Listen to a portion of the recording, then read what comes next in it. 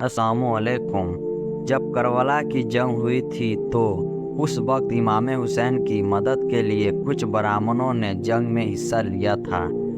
इस ब्राह्मणों ने इस जंग में अपने बेटों को भी कुर्बानी दे दी थी। मुहर्रम को मुस्लिम मातम के दिन के रूप में मनाते हैं। ये मातम करबला के युद्ध में हुई मौतों को लेकर मनाया जाता है, जिसमें कई लोग शहीद हो गए। लेकिन क्या आप जानते हैं, करबला का युद्ध सिर्फ मुसलमानों के लिए ही नहीं बल्कि एक खास ब्राह्मणों के लिए बहुत मायने रखता है। कहा जाता है कि जब नबी मोहम्मद साहब के नवासे इमाम हुसैन जंग करबला में गए थे तो उनकी मदद के लिए कुछ ब्राह्मण भी इस जंग में पहुंचे थे। इतना ही नहीं, उन्होंने इस जंग में अपनी शहादत देकर हिंदू मुस्लिम के बीच एक प्रेम की ऐतिहासिक कहानी लिखी थी। ऐसे में हम आपको विरासत में बताते हैं कि ये जंग किसके बीच हो रही थी और किन ब्राह्मणों ने इमाम हुसैन की मदद की। साथ ही जानते हैं कि उन ब्राह्मण के प्रेम और भाईचारे को लेकर क्या कहानियाँ कही जाती है और इतिहास के पन्नों में इस जंग को लेकर क्या लिखा गया है। बता दें कि करीब 14 साल पहले इराक में एक जंग लड़ी गई थी, जिसे करबला की जंग या जंगे करबला के नाम से जाना जाता है।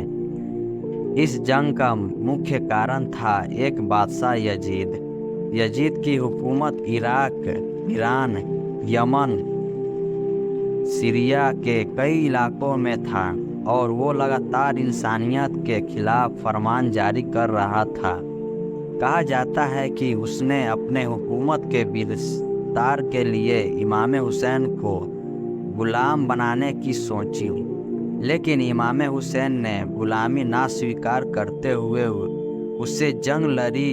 इसी लड़ाई का नाम जंगे करबला है।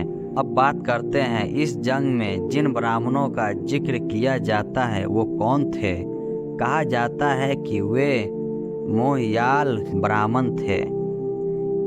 जब इमाम हुसैन जंग में जा रहे थे तो उन्होंने मदद के लिए हिंदू राजा और मोहयाल राजा साहिब सिद्ध दत्त को इस जानकारी पहुंचाई।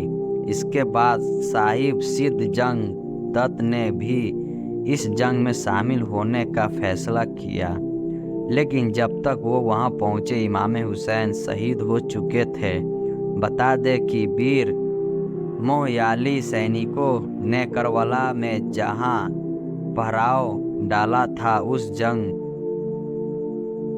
को हिदिया कहते हैं। साथ ही इन मोहयाल ब्राह्मणों को हुसैनी ब्राह्मण के नाम से जाना जाता है।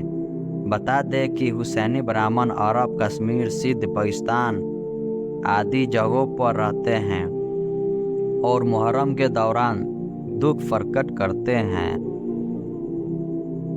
कहा जाता है कि हुसैन ब्राह्मण हुसैन की दुआ के बाद जन्मे थे। मान्यताओं के अनुसार उस वक्त साहब सिद्ध दत्त कोई संतान नहीं थी, तो उन्होंने इमाम हुसैन से संतान की मांग की। कहा जाता है कि इमाम हुसैन ने पहले उन्हें संतान देने से मना कर दिया क्योंकि उसकी किस्मत में ऐसा नहीं है। फिर बाद में हुसैन ने बेटे का वरदान दिया और दत्त को 7 बेटे हुए और ये सभी इस करबला की जंग में शहीद हुए।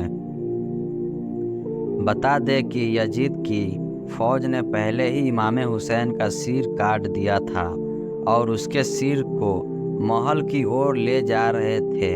उस वक्त साहिब दत्त और उसकी सेना ने यजीद से मुकाबला किया और ये सिर ले लिया। कहा जाता है कि इस सिर को बचाने के लिए उन्होंने अपने बेटों का सिर कलम कर दिया और बहादुरी से यजीद का मुकाबला किया।